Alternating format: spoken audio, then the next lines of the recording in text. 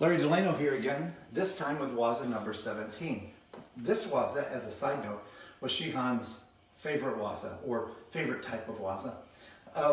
We've seen the beginning part of this Waza in another Waza, where we parried, caught the guy's arm, and pulled it down. That twisting hand motion.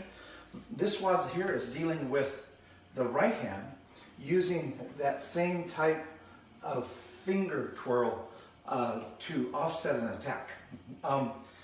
As we talk about these Waza, let's think briefly about Waza. Waza are the trick that's done right at the moment of attack. It doesn't deal with what you're doing before, per se, before the attack or after the attack. It's that moment, that precise moment of attack. And typically, it isn't set up as a sparring type of technique, like roaming around with somebody, sliding in, sliding out, varying. Though the motions from Waza can certainly be used in sparring, but it's not typically seen as that. They're seen as a set of motions to practice against different types of attacks, to embed those responses into your memory. So let's take a look at this one. This one is set up against a left jab. So here we are in our typical position, and the person approaches with the basic left jab.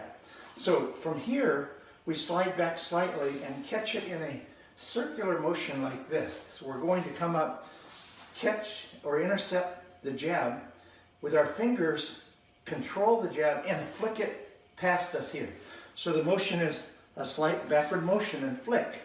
We'll come back to this in a second because, granted, a weakness in this is the guy's right hand there. The idea is to turn this against his body to delay the right strike.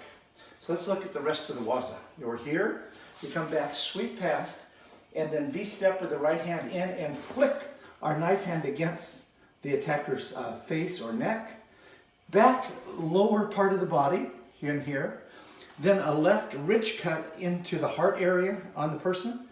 Then we slide out a little bit here to the side, upward parry, and jab into the lower part of the body, into the back part or soft part right under the ribs right here, with the thrust, and then move away. So do that in one motion or a set of motions. We're here, we step back, sweep past, V-end, hit, hit, hit, swing out, poke, and then move away.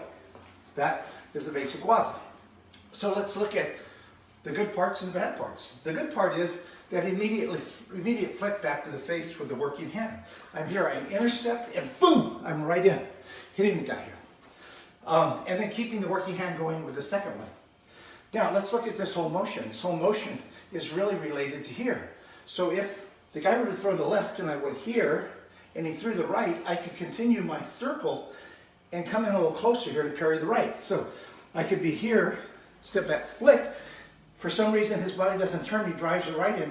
I parry the right here, and I step past him, then I can hit in here along his side. So if I were here and he did a left-right, I flicked and parried right here. I could use the working hand, boom, boom, boom, over here, or kicks in here to the guy, or attack his leg. That would be one idea. Another idea is to control that left hand a little bit more. So when I come back and flick, instead of letting it go, I could grab it right here, then slide in, holding and controlling that hand, and hitting and hitting and hitting, just like in the Waza. So that would be another idea. The idea would be to control the hand. I come up here, parry, control the hand, and hit, and go, I keep pressure here and pull. See, I'm pulling against, using separating motion here. So I go here, here, grab, and then pull, and hit. Same time controlling his right side by the pull and tug on his hand and hitting him here. Let's look at that again from this side. What if I went here, boom, and I grab it with this hand here, instead of going that way, I go here. Well, the problem here is I've got that right hand, so I probably wouldn't want to do that. That's why I'm diving into the corner here. If I'm here and I go here, and he comes in with the right hand here, and I parry, now I can grab that right hand, pull down, and I can use this hand in here, this hand here, so I could use these motions like this on this side. I could also go here, catch his right hand, right?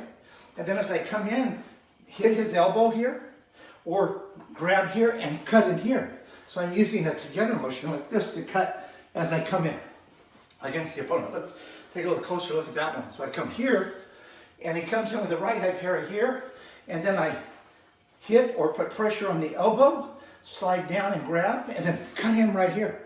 Cut him here, kick him here on the side as I come into the person. So this basic motion is using these finger deflection motions, like here. Even when I did here against the earlier Waza, where I went here, grabbed his arm and slapped it down and threw him. This one here, I use him to deflect. Use him to deflect the person out this way. Trying to guard against the right attack by the swiftness of this right in. We want to be quick into the corner. Or if I'm here, I go here, and the guy comes in here, I come down this way and hit him on the right side, taking advantage of passing both hands. So that's basically Waza number 17. Also, later on, after we finish the series of Waza and stuff, we'll talk more about what happens before that person attacks. What are you doing? What are you doing in situations where a person hasn't attacked you? How do you really position yourself, or what do you do to defend against what hasn't happened yet? So we'll talk more about that later. Hopefully you enjoyed that, Waza. Bye-bye.